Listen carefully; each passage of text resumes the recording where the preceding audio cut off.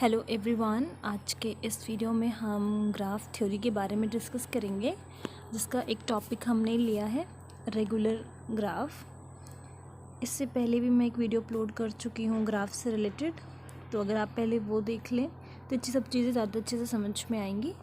तो देखिए regular graph क्या होता है। सबसे पहला पॉइंट ये है कि कोई भी ग्राफ जिसकी जो डिग्री है, वर्टिसेस की जो डिग्री है, अगर वो सेम हो जाए तो उस ग्राफ को हम बोलते हैं रेगुलर ग्राफ। तो पहला पॉइंट है सेम डिग्री।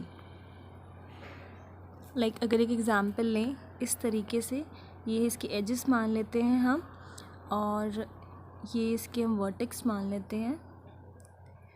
इस वर्टेक्स का नाम V1 दे दिया, V2, V3 एंड V4।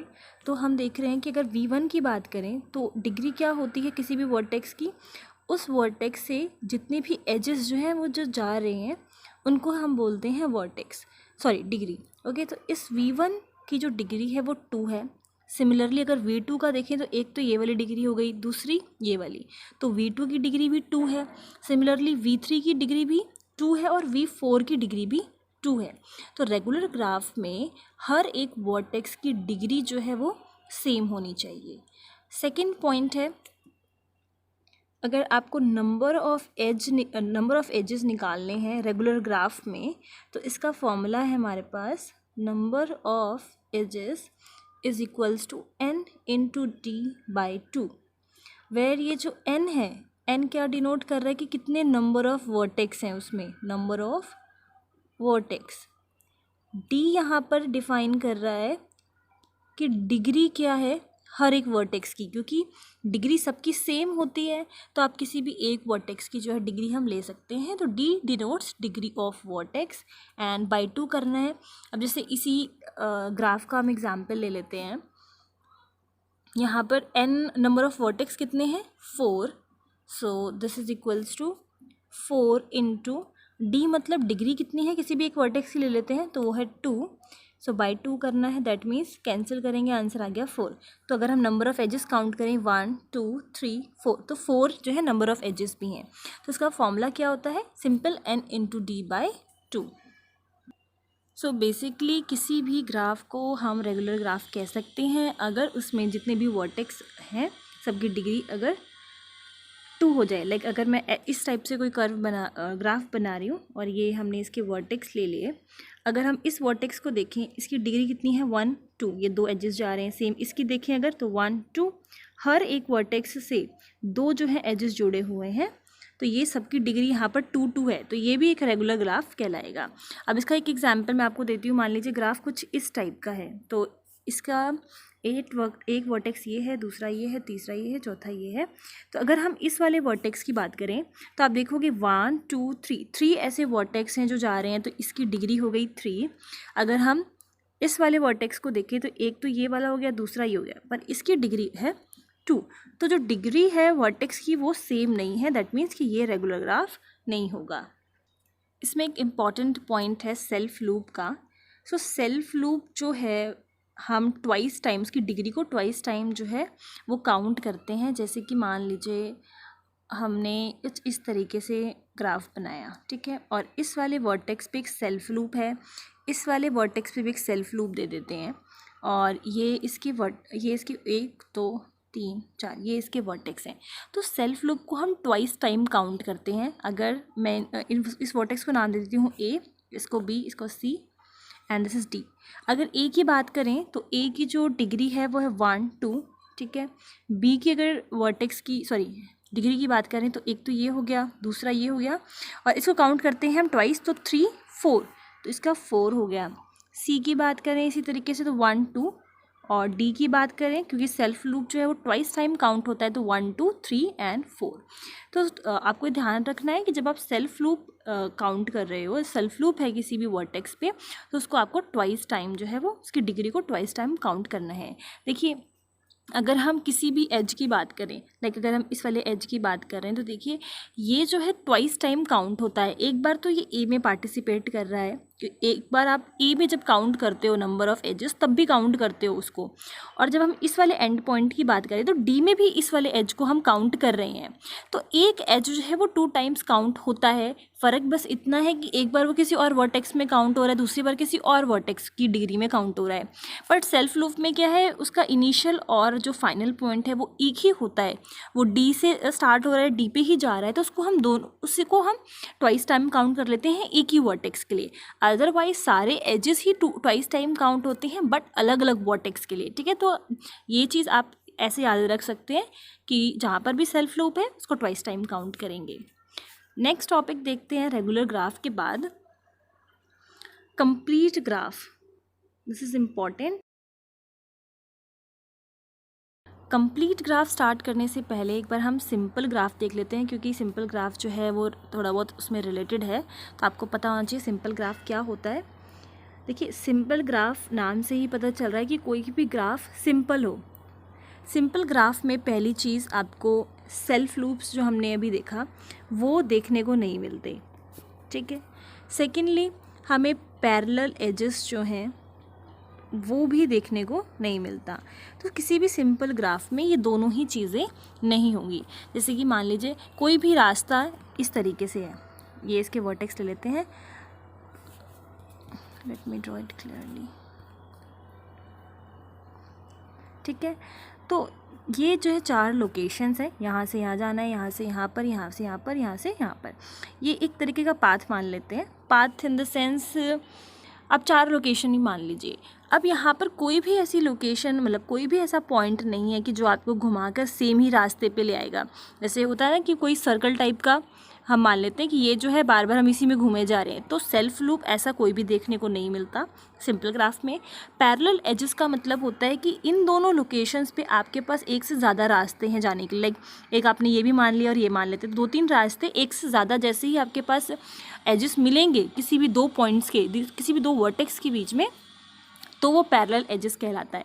तो ये दोनों पॉइंट्स जो हैं, वेज जो हैं, अगर सेल्फ लूप और पैरेलल एजेस जो है ना हो तो ही सिंपल ग्राफ कहलाएगा। तो जैसे कि मैंने अगर यहाँ पर से पैरेलल एजेस बना दिया है तो ये एग्जाम्पल है, सिंपल ग्राफ का एग्जाम्पल नहीं है। और अगर हम सिंपल ऐसे बना रहे हैं तो ये एक सिंपल ग्राफ कहलाएगा। आई होप ये क्लियर है। देन एक और वर्ड है जो हम यूज़ करते हैं ग्राफ में, सूडोग्राफ। सूडोग्राफ, तो देखिए सूडो का मतलब ही होता है फॉल्स। ओके, तो सूडोग्राफ में क्या होता है, जस्ट अपोजिट है। हमारा जो सिंपल ग्राफ हमने अभी देखा उसका जस्ट अपोजिट होता है कि इसमें आपको सेल्फ लूप भी देखने को मिलेंगे और पैरेलल एजेस भी देखने को मिलेंगे।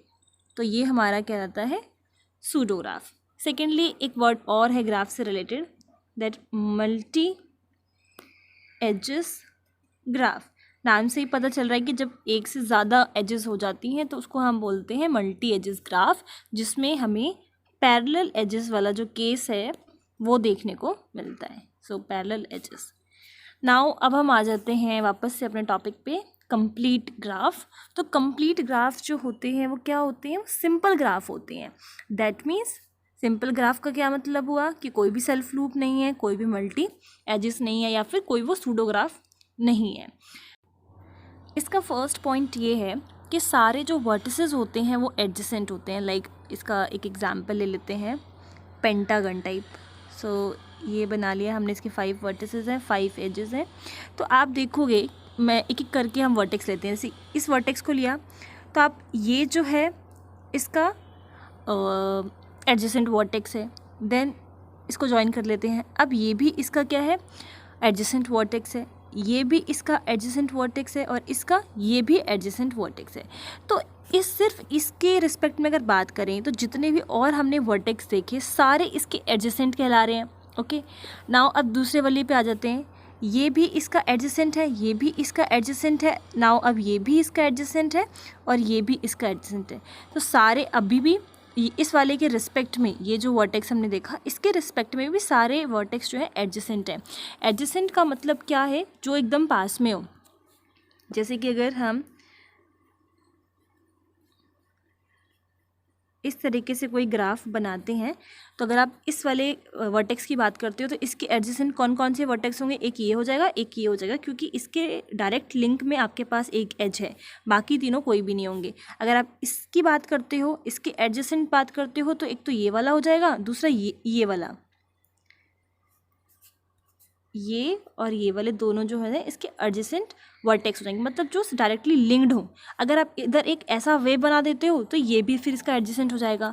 तो ये मैं वही बोलना चाह रही हूँ कि ये सारे जो है एडजेसेंट होते हैं। दैट मीन्स कि आप इसके बारे में बात करोगे तो ये एक लाइन और आ जाएगी, क्योंकि आप सारे इंटरलिंक्ड हैं। तो कोई भी ऐसा वर्टेक्स नहीं रहता जो एडजेसेंट ना हो। सारे पेयर्स जो हैं एक दूसरे के आपस में, सारे जो वर्टेक्स हैं वो आपस में एक दूसरे के एडजेसेंट होते हैं। तो ये पहला पॉइंट था। तो एडजेसेंट वर्टेक्स देखने को मिलता है इस ग्राफ में। बी पॉइंट पे आ जाते हैं। सेकंड पॉइंट ये है कि अगर इसमें आपको नंबर ऑफ़ एजेस पता करने हो कि टोटल कितने नंबर ऑफ़ एजेस हैं, लाइक अभी यहाँ पे 5 पॉइंट्स हैं, 5 वर्टेक्स हैं, तो आप इजली काउंट भी कर सकते हो। बट अगर हम कंप्लीट ग्राफ में ज़्यादा वर्टेक्स की बात करते हैं तो ऐसे काउंट करना जो है वो थोड़ा डिफ़िकल्ट हो सकता है अगर हम ज़्यादा वर्टेक्स की जो नंबरिंग है वो बढ़ा दें। तो इसीलिए जो नंबर ऑफ़ एजेस, इसका जो फॉर्मूला होता है दैट इज़ n × n-1/2। जैसे कि इस केस में हमने नंबर ऑफ़ एजेस का फॉर्मूला देखा n × d/2। Similarly in complete graph जो फॉर्मूला होता है वो है n × n-1/2।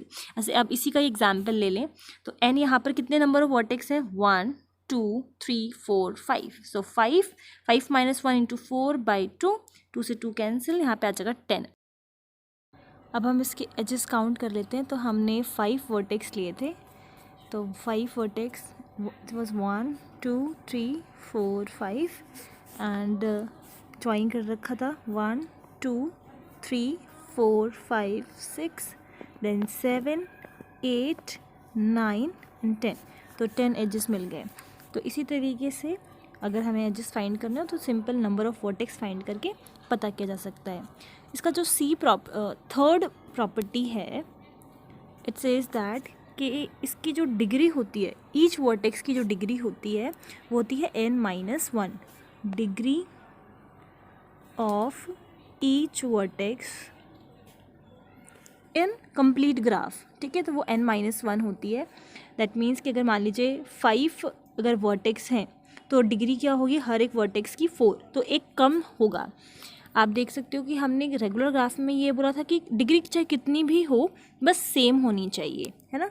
और इसमें हम कह रहे हैं कि डिग्री n-1 होगी, मतलब डिपेंड कर रहा है कि वर्टेक्स कितना है, उसके बेसिस पे हम डिग्री फाइंड करेंगे कंप्लीट ग्राफ में। ओके, तो ये डिफरेंस था रेगुलर और कंप्लीट ग्राफ के बीच में। हम नेक्स्ट वीडियो में इन दोनों से रिलेटेड, दोनों ग्राफ से रिलेटेड कुछ क्वेश्चन डिस्कस करेंगे एंड देन काफ़ी सारी और थ्योरम्स जो हैं ग्राफ थ्योरी में उनको देखेंगे। सो आई होप यहाँ तक का पोर्शन जो है आप लोगों को क्लियर है एंड थैंक यू।